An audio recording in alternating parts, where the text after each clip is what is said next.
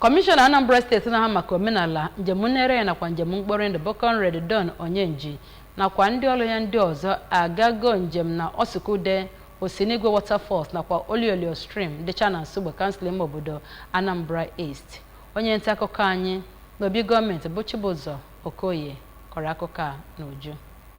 Siri ya bụ njem nnagharị anya n'ebe ahụ ka Maazị Onyenji mere ka mata na ya bụ njem bụ iji hụ n'anya wee chọpụta dekwezie n'akwụkwọ ka ya bụ ebe nnagharị anya si dị dịka gọvanọ Chukwuma Soludo si wee kwado. O mere ka mata na ihe ga-esochizi ya bụ njem bụ steeti gọọmenti ịtụpụta atụmatụ ya na obodo Nsugbe ka ga-esi wee mee ya bụ ebe ka ọ bụrụ ejiamatụ. O kwupụtara na enwere ihe karịrị 100 ebe nnagharị anya dị na steeti a nke ọ bụ obodo dị iche iche dị na steeti a nwetara n'ụlọ ọrụ ya ma kpọzie obodo ndị ọzọ nwere ebe nnagharị anya na ebe na-ekpori ndụ bụ Onatara ka ha mee akọkụ bịa n'ụlọ ọrụ ya ka gọọmenti wee mara maka ebe ahụ ka e wee wugharị anya etu o kwesịrị ịdị. Onye na-enyere gọvanọ aka n'ebe metụtara iwu bụ ọkaiwu Tochukwu Nweke kọwara na ya bụ mmiri bụ nke na-enwu ọcha nke ukwuu ma bụrụkwa nke dị mma ọnwụnwụ bụ nke na-agba afọ kwụla afọ na-akwụsị ya akwụsị ma kwe nkwa na obodo Nsugbe ga-agbadoro gọọmenti steeti a aja n'ukwu iji fụ na ya bụ